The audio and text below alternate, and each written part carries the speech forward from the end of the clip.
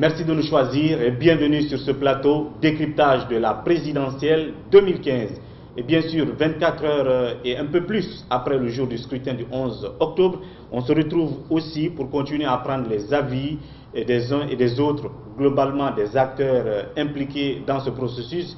Hier, nous étions avec les confrères à décrypter la journée du 11 octobre, mais aussi cette rencontre des 7 candidats qui s'est passée du côté de la maison de la presse.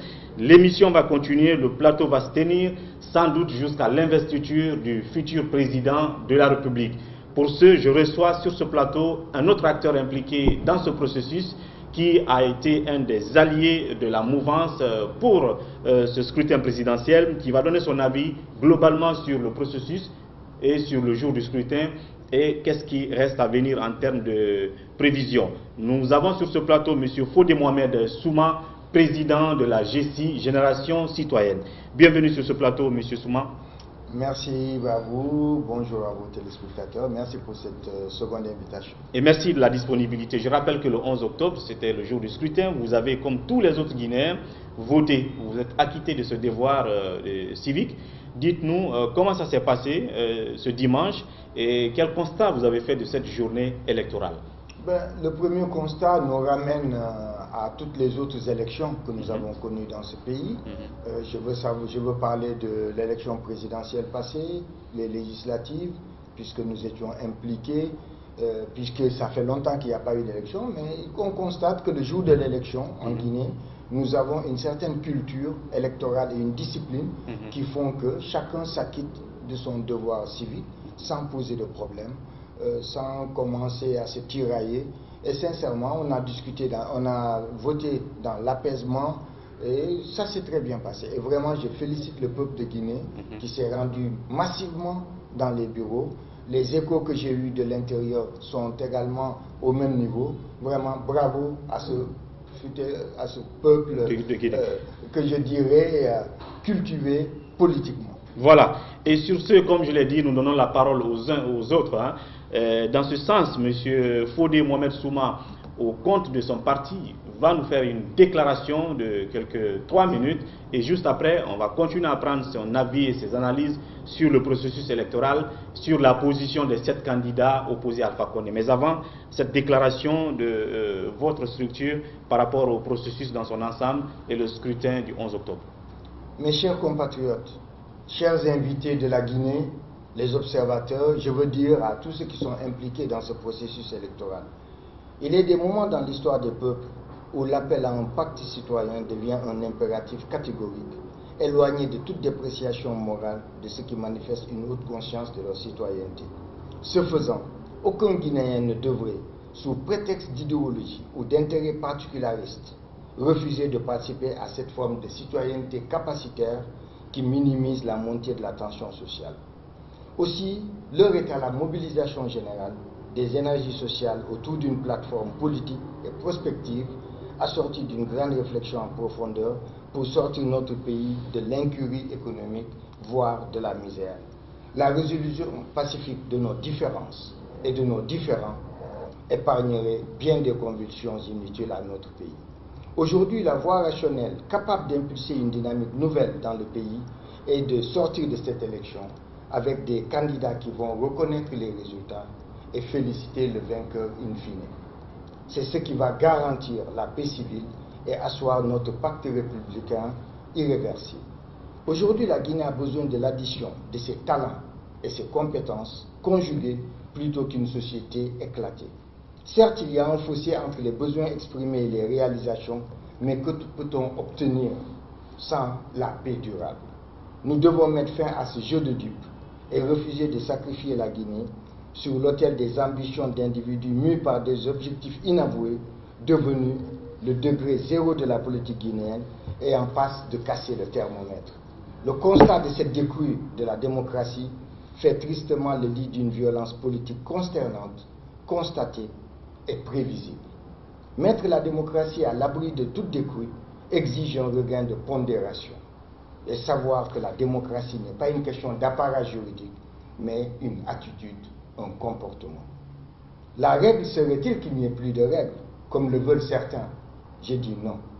Tout excès étant exécrable, dans l'absolu, le degré zéro de la politique entraîne des turbulences de même nature.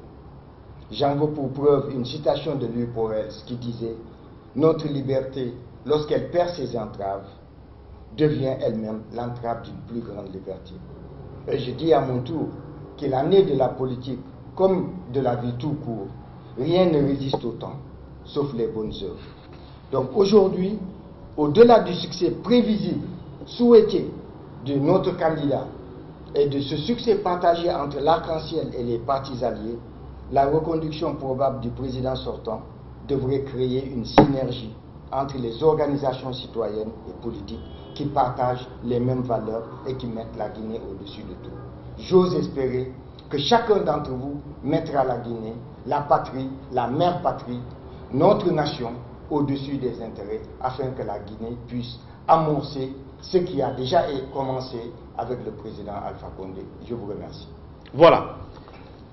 Voilà donc la déclaration de la GECI, ici par son président, M. Fodi Mohamed Souma. Je rappelle, allié au professeur Alpha Condé dans le cadre de sa réélection au compte de ce scrutin du 11 octobre qu'on a tous observé le dimanche dernier. Je rappelle de passage que dans la deuxième partie de cette émission, je recevrai le confrère Lansana Kamara, directeur de publication du site www.conakrylive.info, qui va avec moi décrypter ce point de presse qui a été tenu aujourd'hui par la mouvance, notamment le RPG Arc-en-Ciel, après celui des 7 autres candidats opposés au candidat du RPG. De cela, on va parler dans la deuxième partie.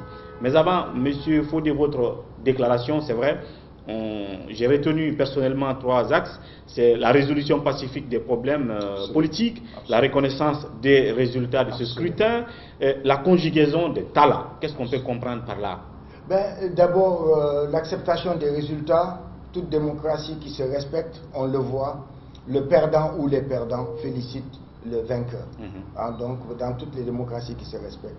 Maintenant, la conjugaison des talents, je crois que la Guinée est arrivée à un moment, certains diraient croiser des chemins, mais je dis à un moment capital où elle a besoin de regrouper ses énergies sociales et sociétales.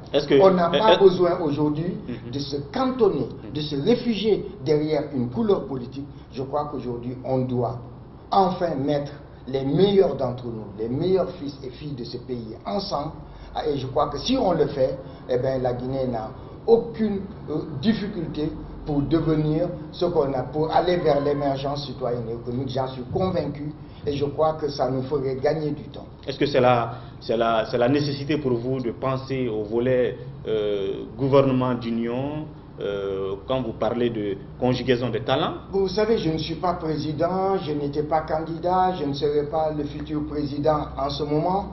Et donc, j'ose espérer, en tout cas, nous avons accompagné un homme qui a commencé un travail que nous voulons poursuivre avec lui. Rien ne dit que la justice sera appelée. Mais en tout cas, nous croyons qu'il est temps qu'on se mette ensemble pour aller vers l'avant. Et je ne peux pas me mettre à la place du président. Je sais que c'est un homme intelligent qui saura tirer la bonne graine de livret, qui saura tendre la main et qui saura mettre les Guinéens ensemble, comme je l'ai vu le faire pendant cette campagne électorale. Je l'ai suivi un peu partout. Il ne parlait que d'unité, que de réconciliation, et je crois qu'il fera appel. En tout cas, quand on dit les meilleurs d'entre nous, il n'y a plus de coloration politique, il n'y a plus d'ethnie, il n'y a plus de sexe, il n'y a plus de religion. Absolument. Alors parlons déjà des tendances ou des positions que les uns et les autres commencent à prendre. Je vais parler des 7 candidats. Hier, sur ce plateau de décryptage de la présidentielle, nous avions passé, si vous voulez, les extraits de l'intervention de chaque de ces 7 candidats. Eh bien, tous rejettent déjà, avant même les résultats provisoires, tout résultat qui résulterait et qui serait en tout cas prononcé par la CENI. Et on entend dire que le chef de file de l'opposition, El Hadji Cellou Dalein Diallo, a appelé ses militants à prendre d'assaut les rues de la capitale, ce qui d'ailleurs aurait empêché un de nos invités de nous rejoindre sur ce plateau, parce qu'à Bambeto, ça n'allait pas aujourd'hui, la journée, ça n'allait pas à Symphonia. Alors, quel sentiment vous avez face à cette position de ces 7 candidats-là déjà? Moi, je veux refuser toute polémique et toute perte de temps à discutailler sur des attitudes belliqueuses, bellicistes ou infantilisantes. Je pense aujourd'hui que si vraiment on a été aux élections, c'est parce qu'on a accepté de facto le processus qui avait été engagé. On ne peut pas, au lendemain d'une élection, commencer déjà à tirer, à crier à U et à Dja. Non, moi je préfère plutôt m'adresser à mes concitoyens, ces militants de ces partis, et leur dire que si ces leaders étaient sûrs que les dés étaient pipés, ils n'avaient pas allé aux élections. Donc et je crois sincèrement, il devrait tout simplement boycotter. En tout cas, si il devrait boycotter avant. Sincèrement, si j'avais voulu être candidat, je ne l'ai pas été cette fois-ci, mais si j'avais voulu l'être, c'est en amont que j'aurais décidé, est-ce que le scrutin tel qu'il se présente, eh ben, sera transparent. Est-ce que la CENI, est-ce que ceci, est-ce que les délégués, est-ce que, je me serais posé les questions et en fonction des réponses, eh ben, avec la décision de notre bureau exécutif, on aurait dit on y va ou on n'y va pas. Mais vous ne pouvez pas aller à une élection et aussitôt dire ben, nous contestons, nous refusons, nous appelons les gens. Non, je crois que vouloir se focaliser sur les différentes déclarations, c'est perdre du temps. La Guinée a perdu du temps. Le président Alpha Condé a perdu au moins 3 ans de son quinquennat à faire de la politique. Eh bien, je dis maintenant, il faut qu'on passe à autre chose. Les résultats, on les attend.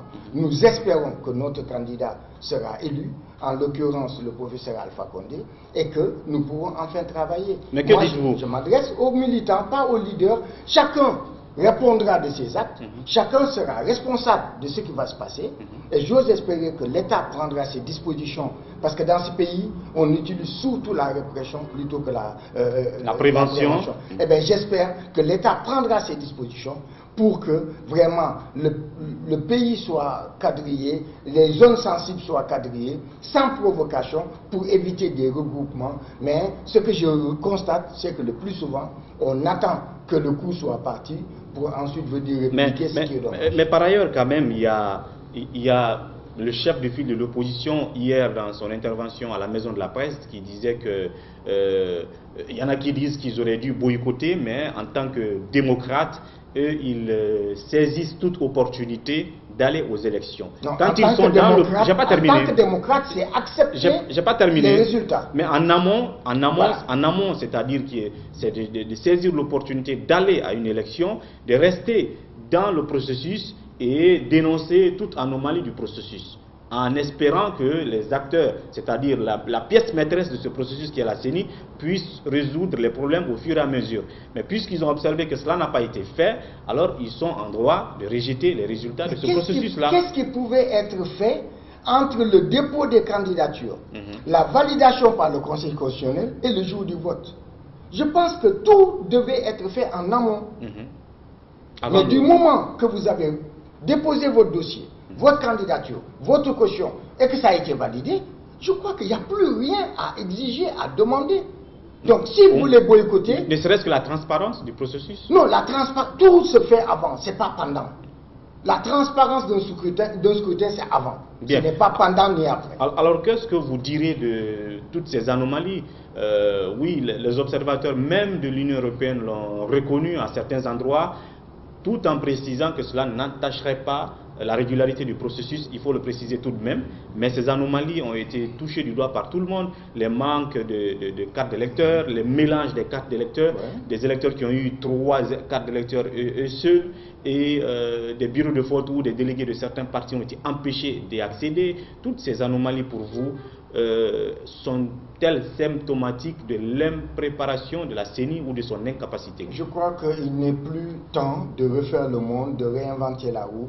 Comme j'aime souvent le dire, je crois qu'une élection a eu lieu. La CENI est en train de travailler. Donc on est en plein dépouillement pour enfin en finir avec cette politique politicienne qui retarde le pays. Je pense sincèrement que tout ce qui devait être fait n'a pas été fait. Mais je ne veux pas tomber dans le piège des gens qui disent il n'y a pas d'élection parfaite. Non, il y a un minimum. Eh bien, je puis vous dire que ce qu'on constate aujourd'hui dans cette élection, eh bien, j'ai passé plus de 30 ans en France. C'est la même chose aux États-Unis. Et donc, ce n'est pas dire comparaison n'est pas raison, mais il n'y a pas d'élection parfaite. Mais il y a des choses inacceptables. Et je crois que si on a accepté d'aller à une élection, de déposer sa caution, sa candidature, de battre campagne, il n'est pas question de revenir dire il manquait ceci, nous avons constaté cela. Non. Je crois que tout ce qui n'avait pas été fait en amont, ce n'est pas maintenant qu'il faut le revendiquer. L'opposition, je suis opposant, l'opposition a des raisons qu'il fallait manifester avant la date du scrutin. Bien. Mais ce n'est pas pendant ni après, comme je l'ai dit. Est-ce que vous voyez des lendemains calmes et meilleurs après ces résultats provisoires? J'en suis convaincu. Je crois que il n'y a pas de fumée sans feu, mais je crois que toutes ces manœuvres vont se terminer en pétard mouillé. Bien. Hein? Ils sont là à gesticuler, à parler, mais je sais qu'in fine, c'est la Guinée qui va gagner, parce que les gens en ont marre de cette politique politicienne, les gens veulent avancer, et je crois que, je souhaite en tout cas, que notre candidat, s'il est élu, et je prie pour qu'il le soit, ben que très vite, on se mette au travail. Un gouvernement de mission, pas de récompense, avec une feuille de route, avec une déclaration des patrimoines, avec vraiment un professionnalisme et une obligation de résultat.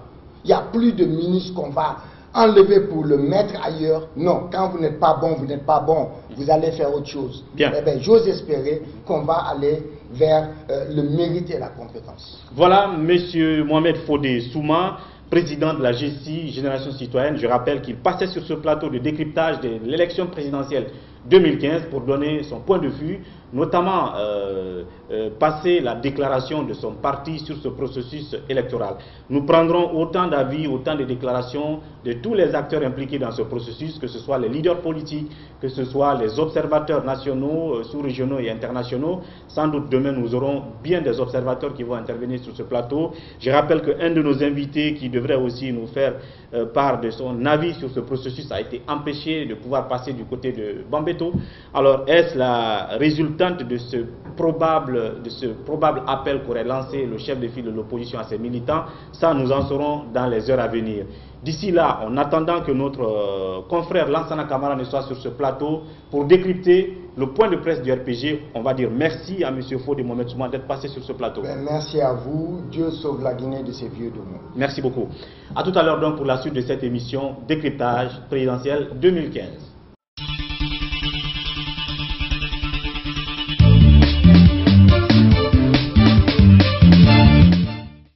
Présidentielle 2015, décryptage, donc le plateau se poursuit, vous l'avez suivi.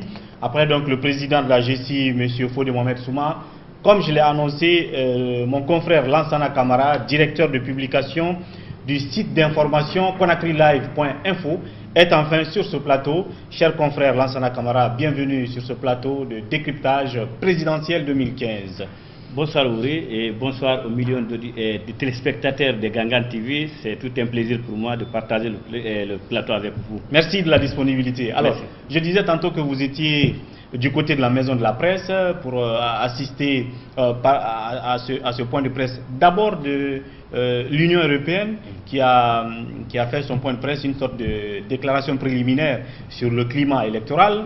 Et puis il y a eu également la déclaration du RPG Arc-en-Ciel qui a été lue par le directeur de campagne, Dr Kassory Fofana. On va tout à l'heure suivre ces deux éléments successivement, mais d'abord, revenons un peu sur le climat qui prévalait le dimanche 11 octobre, le jour du scrutin. En tant que citoyen d'abord, comment vous êtes allé vous acquitter de ce devoir, et puis quel est le regard, le constat de journaliste que vous avez fait de cette journée du 11 octobre? Merci Ouri, comme je l'ai dit, c'est tout un plaisir pour moi de partager le plateau avec vous, mais aussi avec nos téléspectateurs. Comme vous l'avez dit, ce jour-là, c'était vraiment une journée pleine pour nous, les médias, mais aussi pour tous ceux qui sont intéressés directement ou indirectement au processus électoral. Donc ce jour-là, nous étions dans une équipe qui devrait faire la tournée dans les différentes communes et dans les différents bureaux de vote afin d'observer un peu le déroulement, les opérations et surtout la sérénité et la mobilisation des populations. Donc nous avons commencé très tôt puisque le vote aux environs de 7h15, il faut le dire, a commencé devant nous au niveau du tribunal de première instance de Mafanko, puisque vous connaissez là-bas, ça c'est à Madina, donc c'est dans la commune de Matam. On était là où il y avait, disons, dans cette contrée où il y avait 2 à 3 bureaux de vote. Donc on s'est rendu, on a vu des vérifications qui se faisaient. Les populations étaient déjà mobilisées très tôt le matin. Il y en a qui nous disaient que depuis 6 heures, pratiquement, ils sont là, puisqu'ils voulaient vraiment voter très tôt avant de rentrer à la maison. Donc nous avons constaté cette forte mobilisation. Donc le vote a débuté devant nous là. Et ça, c'est à Mafanko. Et tout de suite, l'équipe s'est transportée au niveau du collège de Boulbinet, il faut le dire comme ça, où le président de la République devrait voter également, puisque la presse devrait aussi assister à cela. Absolument. Et c'est devant nous, je crois, aux environs de 10h15 à 20 minutes aussi, le chef de l'État, accompagné de ses proches, est venu s'acquitter au bureau numéro 7. Et là également, nous avons constaté une grande mobilisation des civils, mais aussi des militaires, il faut le préciser, parce que les Bélarus votaient. Vous savez maintenant, dans nos lois... Pourquoi les militaires ne votent plus dans les casernes? Oui, bien sûr, je pense que ces derniers temps, on les a invités à voter dans les bureaux de vote, même si on m'a fait savoir quand même que dans la cour de l'école, il y avait un bureau qui était là spécialement pour eux. Je crois que c'était le bureau numéro 6, quelque chose comme ça. Donc de toutes les façons, le chef de l'État a voté, il s'est prononcé, et de là nous nous sommes rendus justement auprès du chef de file de l'opposition, c'est celui d'Alain Diallo, et là c'est d'Alain Diallo, qui aussi tout à fait à côté de son domicile, vous savez c'est à Dixine, il est parti s'acquitter, je crois c'est au bureau numéro 3, il est parti s'acquitter de ses devoirs civiques, et il s'est prononcé à la presse. Et de là maintenant, nous avons fait un tour dans les différentes communes, Ratoma et Matoto, avant de retourner à la base pour aller faire l'analyse. Donc de façon générale, nous avons constaté, nous, quand je dis nous, je parle au nom des médias, donc du groupe de médias auxquels j'appartenais et qui devraient faire la tournée. Nous avons tout d'abord constaté une grande mobilisation des populations. D'accord. Une forte, si vous voulez, une volonté justement de ces populations, puisqu'ils sont munis de leur pièce, de leur carte d'électeur, d'aller voter. Et ça c'est très important. Vous savez, il y a de ces pays où, franchement, lorsque c'est une élection, vous ne voyez pas, les gens ne se mobilisent pas parce qu'ils n'ont pas de motivation pour aller voter. N'a aucun intérêt. Mais cette fois-ci, on s'est dit qu'en Guinée, finalement, les gens comprennent que aller voter est un devoir, mais aussi aller voter faire du citoyen un acteur du développement de son pays. Donc nous avons signalé cela, nous avons constaté à cela et on s'est dit que c'est une bonne chose. Et en plus de cela, on a constaté également la présence des forces de l'ordre, comme vous le savez, dans les bureaux de vote, en nombre insuffisant, il faut le dire, mais aussi les membres des bureaux de vote qui étaient là. Et là, ça ne nous a pas trop réjoui des constats qu'on a menés. D'abord, le nombre était insuffisant par endroit. Deuxièmement, on a eu l'impression que des gens qui étaient là n'avaient pas tout à fait la maîtrise de la chose électorale. En tout cas, vraiment, il y avait des petits problèmes, même si on nous a fait comprendre que tout allait bien. Bon, peut-être que je finis en disant, en fin de journée, nous nous sommes rendus dans d'autres bureaux de vote, notamment à Tombo et à Boulbinet, etc. C'était pour revoir comment la situation évolue et on s'est rendu compte que ça évolue malgré les difficultés. Parce que l'une des premières difficultés, et je ne suis pas le premier à le dire, certainement on va parcourir certains rapports des institutions internationales, c'est du fait que cette fois-ci, sur la liste, n'est-ce pas, des électeurs, il n'y a pas d'ordre, il n'y a pas de mécanisme pour retrouver le nom. Si vous vous appelez par exemple Amadou Bari ou Amadou Kieta, il faut regarder entre 1000 Amadou Bari avant qu'on ne retrouve votre nom. Je pense que c'est vraiment gênant, alors qu'on aurait pu trouver des codes, qu'on passe par le matricule ou d'autres systèmes qui permettraient aux gens des bureaux de vote de retrouver. Quelquefois même, on vous laisse aller voter avant votre retour qu'on retrouve vos noms. Et si vous ne retrouvez pas, vous mettez quelque part votre nom, vous signez et vous partez. Donc, ça donnait vraiment une situation... C'était vraiment difficile pour les citoyens, mais tout de même, je pense que ça a continué jusque dans la soirée et jusque tard même dans la nuit, comme vous le savez. Voilà. À quelques endroits, est-ce que cela donne raison à toutes ces critiques qui pleuvaient autour et contre l'impréparation et l'inefficacité de la CENI au regard de ces anomalies que vous avez remarquées, non seulement en tant que citoyen, mais aussi en tant que journaliste de terrain ce jour-là? Ah oui, je pense que si on s'en tenait justement à ces difficultés, parce que vraiment c'est des difficultés, nous ne sommes pas certainement des spécialistes en termes, je parle d'élections, d'experts, voilà, experts comme les autres, mais je pense que à y voir très bien la chose, on s'est dit que si la CENI avait pris suffisamment de temps, elle aurait pu corriger cela. Bien. Parce que dans un passé, je pense que ça a été la même chose, on n'avait pas les difficultés à retrouver les noms sur la liste. Mais imaginez une liste où vous avez 700 inscrits, 800 inscrits. Alors vous venez, vous avez des noms qui se ressemblent là. Donc Absolument. Il faut passer par soi, on regarde la photo. Donc ça prend assez de temps. C'est ce qui a retardé. Et vous avez compris quand la CENI a publié d'ailleurs une décision à mi-journée, dans la mi-journée, pour dire que le vote est prorogé jusqu'aux environs de 20 h et même jusqu'à 23 h pour les bureaux où il y a eu des retards. Donc tout cela, ça veut dire que franchement, la CENI nous a dit qu'elle était prête, mais au réel, elle n'était pas tout à fait prête à ce niveau quand même. Bien. Alors en parlant de rapport, en parlant de déclaration déjà, vous le savez, cette élection a été observée non seulement par des observateurs locaux qu'on appelle les observateurs de la société civile dans son ensemble, mais il y a des observateurs internationaux. C'est le cas de la mission d'observation de l'Union européenne. Eh bien aujourd'hui, ils ont officialisé leur première déclaration d'après scrutin. On va suivre quelques extraits de cette déclaration et juste après cela, vous aurez également la déclaration du RPG Arc-en-Ciel qui sera lue par son directeur de campagne, Dr Kassori Fofana. Alors, juste après cela, on se retrouvera avec mon invité Lansana Camara pour décrypter ces deux déclarations.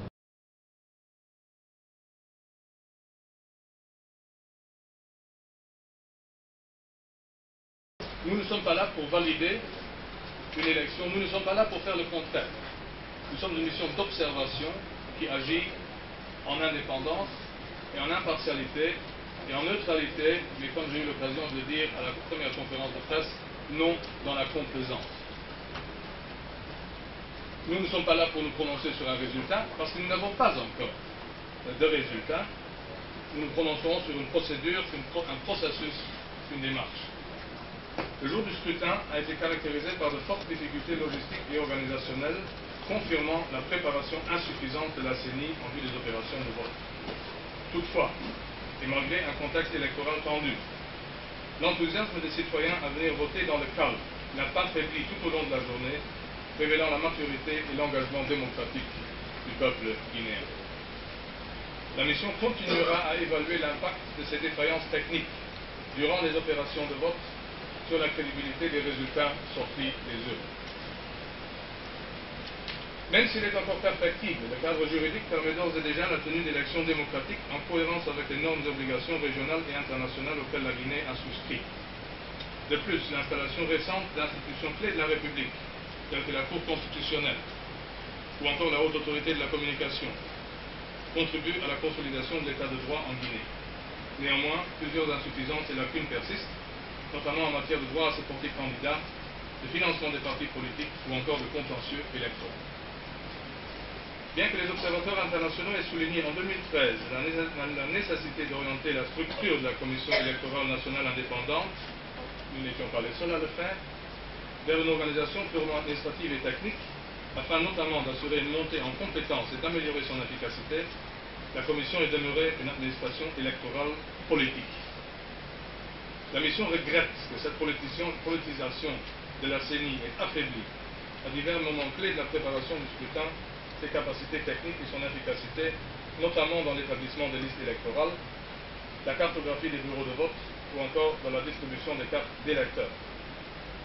La mission d'observation électorale de l'Union européenne poursuivra son observation du processus électoral en Guinée, notamment de la phase de compilation de procès-verbaux de bureaux de vote au sein des commissions administratives de centralisation du vote, la totalisation des résultats au niveau de la CENI, ainsi que d'éventuels recours déposés auprès de la Cour constitutionnelle. Bien évidemment, cela serait répété en cas de deuxième tour. La mission veillera au respect des règles liées à cette compilation des résultats et à la transparence de cette étape clé du processus. Si contestation il devait y avoir, nous souhaiterions que le calme que nous avons connu pendant toute la journée du scrutin soit prolongé par la saisine de la Cour constitutionnelle compétente en matière électorale et que l'on ne transpose pas des griefs que l'on croit avoir, des contestations dont on peut considérer qu'elles sont légitimes, de ne pas les porter dans la rue, mais devant les juges. Ils sont là pour en connaître, ils en connaîtront.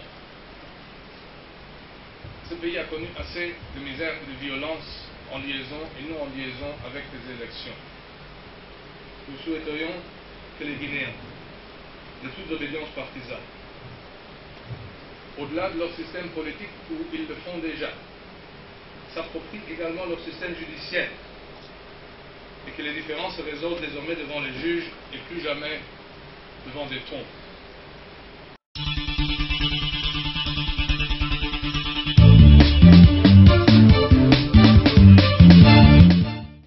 Voilà, mes téléspectateurs, vous venez de suivre successivement la déclaration donc de la mission d'observation de l'Union européenne qui a été lue par le chef de la mission d'observation de l'Union européenne en la personne de Frank Engels.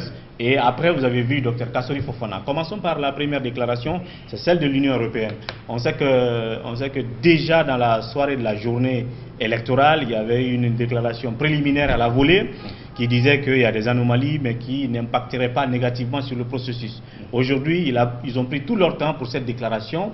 Et à la fin, on constate que l'Union européenne appelle les uns et les autres à recourir si vous voulez, aux institutions de la République, notamment la Cour constitutionnelle, pour d'éventuelles requêtes et de ne pas amener la situation dans la rue. Mais après avoir peint un peu la situation qui a prévalu la journée du 11 octobre. Oui.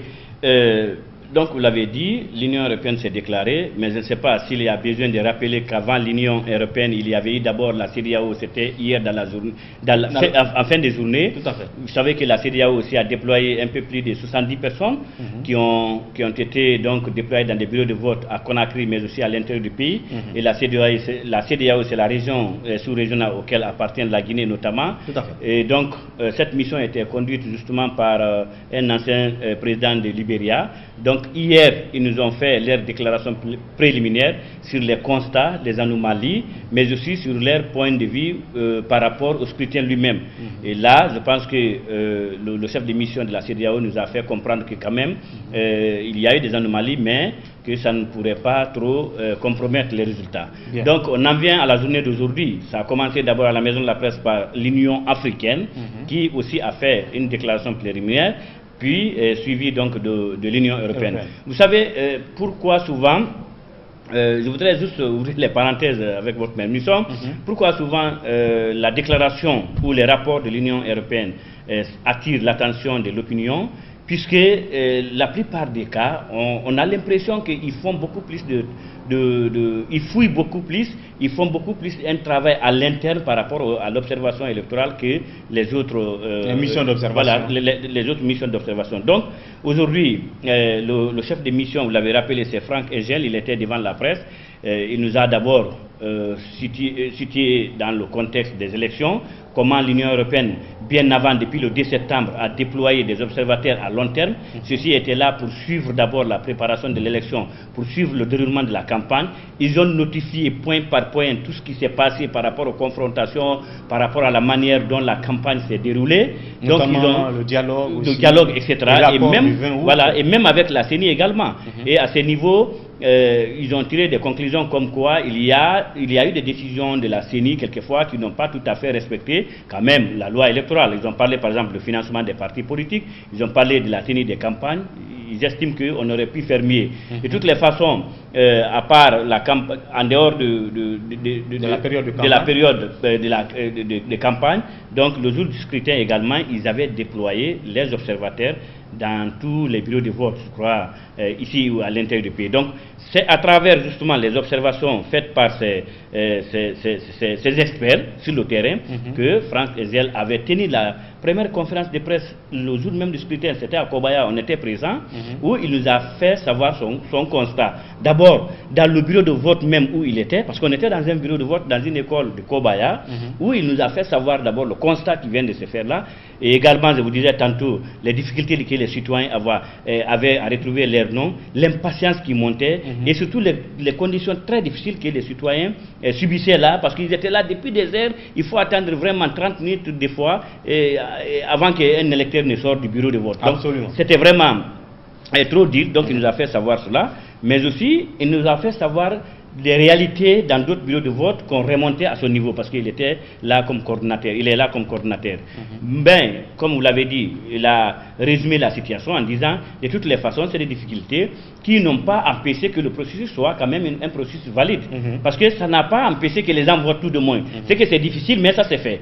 Et ça s'est fait comment? Ça s'est fait de la manière plus ou moins acceptable. Tout à fait. Donc ça ne peut pas compromettre la chose, donc le processus ou la régularité des élections. Et aujourd'hui, il a dit dans sa conclusion que le scrutin, il y a eu assez de difficultés. Ils ont fait des pourcentages par rapport au retard d'ouverture des bureaux de vote. Les pourcentages existent par rapport même au nombre de femmes, la représentativité des femmes dans les bureaux de vote, par rapport au déploiement du matériel qui a manqué par endroit, par rapport à la décision de la CENI qui n'ont pas du tout apprécié. Ça, il faut le dire parce que...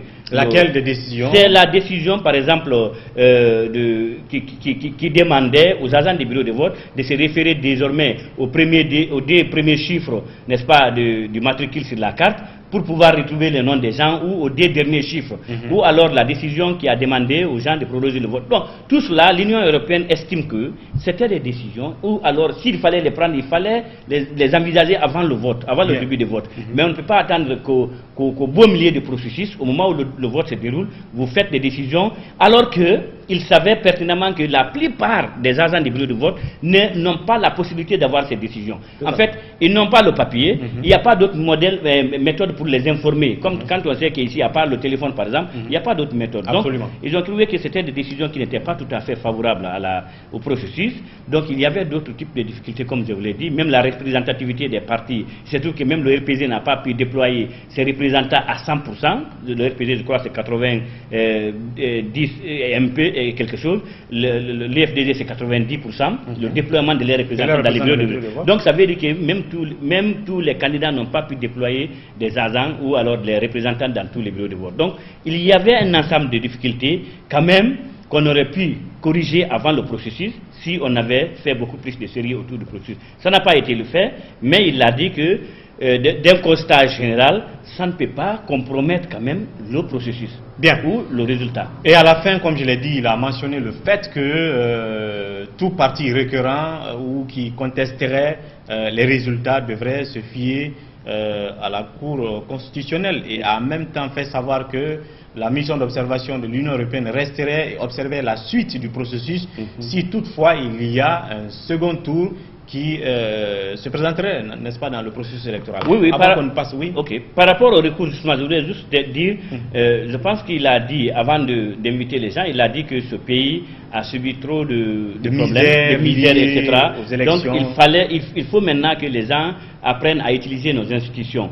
S'il y a des institutions qui sont sur place, si on a des contentieux, on doit faire face à ces institutions. Parce qu'il a dit quelque part que dans un état de droit, n'est-ce pas, le contentieux électoral est matière de droit. Par conséquent, ça doit se régler devant les juridictions du pays. Bien. Donc il invite les leaders à y aller et à faire face à cela. Au lieu de se retrouver dans la rue. Voilà. Mais est-ce qu'on ne peut pas déjà dire qu'on est un peu dans la rue? Parce que je le rappelle, aujourd'hui ça a été embrouillé du côté de Bambeto, un peu tout le long sur le lac. Ce qui a d'ailleurs empêché dans cette première partie qu'on reçoive Sancho qui devrait être avec nous sur ce plateau. On va terminer sur la déclaration du RPG.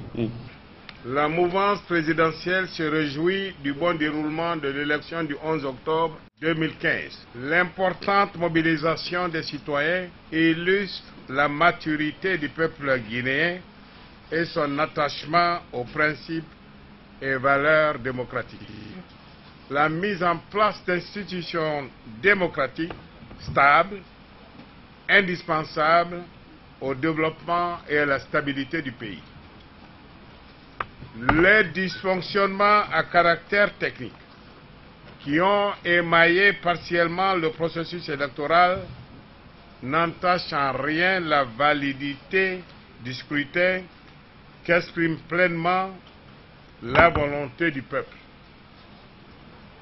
La mouvance présidentielle appelle les Guinéens et Guinéennes à attendre dans le calme la proclamation des résultats et à préserver la cohésion nationale. Je vous remercie.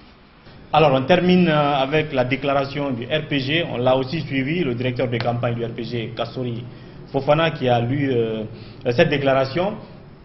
Pour hier, c'était les 7 candidats contre Alpha qui ont fait leur déclaration, chacun a pris la parole. Et aujourd'hui, on a vu ce que le RPG dit. C'est tout le contraire de la position des 7 candidats. Oui, vous l'avez rappelé, hier, on a eu l'honneur de recevoir donc les 7 candidats qui sont venus nous faire savoir leur position, tout en rappelant l'ensemble des anomalies qui ont été arrêtées dans les bureaux de vote à Conakry, mais aussi à l'intérieur du pays. Donc, par conséquent, ils ont tiré la leçon comme quoi c'est un scrutin qu'il ne faut pas reconnaître. Il faut demander immédiatement son annulation. Et je pense que le message a été lancé puisque les médias ont relayé l'information. Aujourd'hui, donc, comme l'avait dit, c'était au tour du RPG Arc-en-Ciel, à travers son directeur de campagne, qui est venu en personne lire la déclaration devant la presse. Parce que si avec l'opposition, on avait eu à faire à un point de presse, puisque là, on avait posé des questions, cette fois-ci, c'était une déclaration qui a été lue. On nous avait dit que pour le moment, il n'y a pas de questions, puisque c'est une déclaration. Donc, dans cette déclaration, parce qu'on avait on a aussi une copie, il a dit... Il a d'abord salué la mobilisation des populations, du peuple de Guinée pour aller voter, la sérénité qu'il y a eu autour du scrutin, etc. Et il a reconnu par endroits qu'il y a eu des dysfonctionnements à caractère technique également, même s'il n'a pas énuméré, même s'il n'a pas cité des cas, mais il l'a dit. Mais il a estimé justement que ces dysfonctionnements ne peuvent pas émailler le processus électoral. Absolument. Donc, par conséquent, ne peuvent pas entasser justement les résultats. Donc, ça veut dire que, comme vous l'avez dit, c'est tout à fait le contraire de ce que l'opposition nous a dit hier lors du point de presse. Donc, le RPG valide en quelque sorte ce scrutin, même s'il reconnaît lui aussi quelques problèmes techniques. Mais on s'attendait à un peu plus, hein. Je dis en tout cas les observateurs, parce que dans la journée du 11, on nous a dit que le RPG aussi s'est plaint de certaines anomalies en sa défaveur et dans les zones favorables à l'opposition globalement. Donc on s'attendait peut-être à ce qu'elle mette à nu ces anomalies qui lui ont été défavorables dans les zones de l'opposition au lieu d'une simple déclaration d'1 minute. Oui, bon, vous savez, on ne sait pas la méthode parce que c'est un directoire de communication du parti qu'il a choisi ainsi. Et hier également, on était avec l'opposition, ils ont choisi cette méthode-là. De toutes les façons, c'est des stratégies de communication. Comme vous l'avez dit, on s'attendait nous aussi à ce qu'on nous dise, par exemple, dans tel endroit, parce que je me rappelle en 2010, ça a été le cas, que ce soit le RPG ou les autres partis, chacun est venu quand même dire les anomalies constatées à ce niveau, les torts qu'on l'a causés. Absolument. Bon, cette fois-ci, pour le moment, le RPG ne l'a pas fait, comme vous l'avez dit, il a juste fait une déclaration. On espère que dans les jours à venir, ils auront aussi les arguments, parce que chacun doit pouvoir défendre ses arguments. Vous savez que même à la Cour constitutionnelle, lorsque les plaintes seront déposées, il faut encore déposer les preuves, parce que chaque parti, vous vous plaignez de quelque chose, de tort qu'on vous a causé, mais il faut avoir les preuves, parce que là-bas, c'est les preuves qui comptent, ce n'est pas les simples plaintes. Absolument. Donc, on estime que tous les acteurs vont aussi nous confier les preuves pour nous dire comment ça s'est passé et comment ils ont subi des torts. Voilà. Alors, en parlant de climat qui prévaut à partir d'aujourd'hui et de ce probable appel que le chef de file de l'opposition aurait lancé à ses militants de prendre d'assaut les rues, pour quel lendemain voyez-vous pour la Guinée, en tout cas d'après la proclamation provisoire de ces résultats du moment où l'opposition rejette leur transparence? Voilà, moi je pense que par rapport à cela, ça inquiète. Il faut le dire que ça inquiète. Pourquoi? Parce que nous venons de finir avec un processus qui nous a causé assez de problèmes, vous le savez. Absolument. Il y a eu assez de manifestations, il y a eu assez de retard même par rapport à cela, mais Dieu merci, on est venu à un processus. Et on estime que les acteurs qui ont accepté de venir au processus, malgré les difficultés, ont quand même eu la volonté de participer puisqu'ils croyaient à ce processus.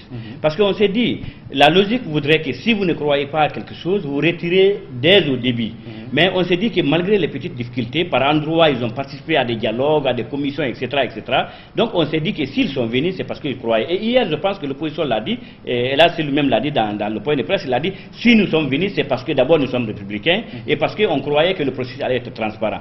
De toutes les façons, aujourd'hui, je pense que l'opposition peut être dans ses raisons de contester les résultats, peut être dans ses droits aussi de rejeter tout à fait le processus, mais la commodité ou la conformité par rapport à nos lois souhaiterait d'abord qu'on attende la proclamation, ne serait-ce que les résultats provisoires, qu'on analyse et puis qu'on rejette. Et surtout, qu'on fait face aussi aux juridictions dans le pays. Parce que de toutes les façons, vous savez, les gens disent non, c'est la justice guinéenne, c'est un féodé, d'accord. Mais pour le moment, c'est la justice qu'on a. Même si vous devenez aujourd'hui chef d'État, vous conjuguez avec cette justice. À moins que vous ne changez d'autres Guinéens pour mettre d'autres Guinéens. Il nous appartient à tous de faire en sorte que toutes nos institutions, à commencer par la présidence, la justice, jusqu'à les autres institutions, soient des institutions qui sont indépendantes, qui travaillent dans l'impartialité. Sinon, s'il y a tort, nous subissons tous la même chose. Parce que pour le moment, on ne peut pas aller faire recours ni à la justice sénégalaise, encore moins à la justice française. Nous sommes en Guinée et nous devons faire face à cette justice. Donc moi je voudrais, comme vous l'avez dit, vous savez que les Nations Unies nous suivent de près, et même au moment où nous sommes en train de parler, il y a une réunion importante des Nations Unies, parce que le représentant spécial des Nations Unies pour l'Afrique de l'Ouest et l'Afrique centrale est là, Ibn Chambas, il est en train de coordonner toutes ces activités, et c'est au sortir de cela qu'ils vont tirer une conclusion au nom de la communauté internationale, parce que déjà, au nom de l'Union européenne, la mission de l'Union européenne a parlé, il a dit que c'est la voix de l'Union européenne, et vous savez, les représentants de la CEDEAO ont parlé, les représentants de l'Union africaine ont parlé, donc après tout cela, quand il y aura une coordination, les ambassades sont là, sont impliquées, il y aura la voix de la communauté internationale qui va se prononcer. Et je pense que nous devons d'une manière ou d'une autre se conformer. Je ne dis pas que c'est cette voix qui est la vraie ou en tout cas la plus autorisée. Oui, la plus autorisée, mais de toutes les façons, nous faisons avec. Puisque c'est comme ça que la géopolitique, vous savez, je parle sous le contrôle des procès de droit, qu'on appelle des géopolitiques. Donc nous devons nous conformer à cela. D'accord. Moi je pense qu'il faut appeler à la paix plutôt et à la patience, malgré les problèmes qui sont survenus au cours de ce scrutin. Justement. Voilà, et la suite ce sera pour demain bien entendu, on aura d'autres acteurs et d'autres déclarations, pourquoi pas, liées à ce processus, jusqu'à l'investiture du futur président, pourquoi pas. Merci Lansana Camara d'être passé sur ce plateau. Merci. Merci à vous de votre patience, à demain pour la suite de cette émission et de ce plateau décryptage présidentiel 2015. Au revoir.